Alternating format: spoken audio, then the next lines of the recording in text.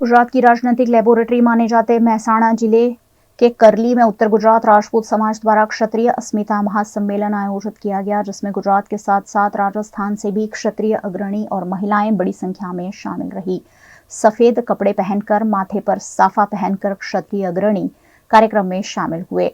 राजपूत समाज के लोगों की उपस्थिति में आयोजित अस्मिता आंदोलन में भारतीय जनता पार्टी के खिलाफ वोट करने का आह्वान समाज के लोगों को किया गया। इस सम्मेलन में क्षत्रिय समाज की संकलन समिति के प्रवक्ता ने बताया कि भारतीय जनता पार्टी ने पुरुषोत्तम रूपाला को नहीं बदलकर क्षत्रिय समाज का अपमान किया है। ऐसे में अब वोट के जरिए क्षत्रिय समाज उन्हें जवाब देगा।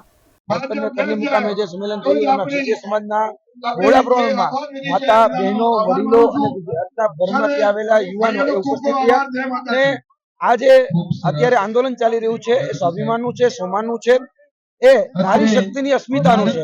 જે રીતે જોવા જઈએ તો અત્યારે નારી શક્તિની અસ્મિતા માટે અત્યારે નારી શક્તિની અસ્મિતા માટે દરેક જગ્યાએ આંદોલનો થઈ રહ્યા છે, સંમેલનો થઈ રહ્યા છે। એમાં મોટા પ્રમાણમાં ગુજરાતભરમાંથી ક્ષત્રિય સમાજના યુવાનો સાથે 18 વરણ એમાં સાથ સહકાર અને સહયોગ આપી રહ્યું છે અને આ સહયોગને કારણે આ ક્ષત્રિય સમાજની જે માંગણી છે એ વધારે બુલંદ થઈ રહી છે અને જે કહેવાય કે ભાઈ માંગણી છે એમાં ફક્ત અત્યારે એટલું જ હતું કે પહેલા વહેલા કે ભાઈ પુરુષોત્તમ રૂપાલાની ટિકિટ રદ કરવામાં આવે, હજી સુધી રદ કરવામાં નથી આવી, તો હવે આવનાર દિવસમાં ભારતીય જનતા પાર્ટીને કઈ રીતે ડેમેજ કરી શકાય એના માટેના તમામ પ્રકારની આજે વ્યૂહરચના ઘડાની છે।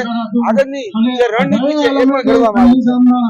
આજની આ સભા ઉત્તર ગુજરાતના ક્ષત્રિયોને લોકશાહીમાં જે સર્વોચ્ચ જો કોઈ હોય તો એ નાગરિક છે, એટલે લોકશાહીના સર્વોત્તમ શિખર સુધી આજની સભા ક્ષત્રિય સમાજને લઈ જશે।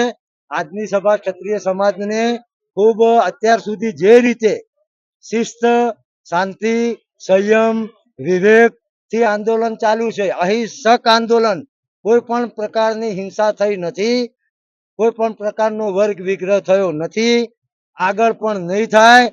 7મી તારીખે શાંતિથી મતદાન થશે અને મત એ જ અસ્ત્ર ના નિયમ પ્રમાણે ક્ષત્રિય સમાજની સાથે જોયેલા તમામ સમાજો આ આજની સભા દ્વારા અને આ પહેલા પણ જે સભાઓ થઈ અને હવે પછી પણ જે સંમેલનો થવાના છે, અમે અમારી આ લડાઈ 7 તારીખના मतदान सुधी लई जईशुं।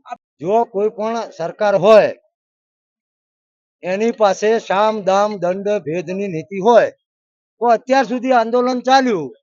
હવે અમને થોડુંક એવું જાણવા મળ્યું કે 2-3 જગ્યાએ પોલીસનો ઉપયોગ કરી, દાખલા તરીકે એવું ગાંધીનગરમાં થયું હતું, એવું બરોડામાં થયું હતું, એવું આ વિસનગરમાં પણ થયું છે એવું મને જાણવા મળ્યું કે અમારા એક કાર્યકર જે ક્ષત્રિય સમાજના આ આયોજનમાં મુખ્ય હતા, તો મને એવું જાણવા મળ્યું છે, હું એની સત્યતાની ચકાસણી કરીશ, તો એમના કોઈ સગાવાલા જે પોલીસ ખાતામાં છે એમને બોલાવવામાં આવ્યા અને એમને કહેવામાં આવ્યું કે તમારા ભાઈને કહો આ બધી બાબતોમાં ના પડે।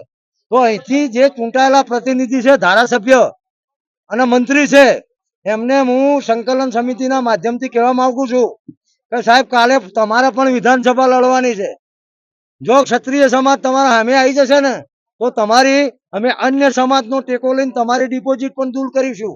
એટલે ક્યાંય પણ સરકારને પણ કહું છું અને બેઠેલા સત્તાધીશોને પણ કહું છું, ક્યાંય પણ તમે દિલથી કામ લ્યો। દબાણથી કદી ક્ષત્રિય સમાજ કોઈનાથી દબાયો નથી અને દબાશે પણ નહીં।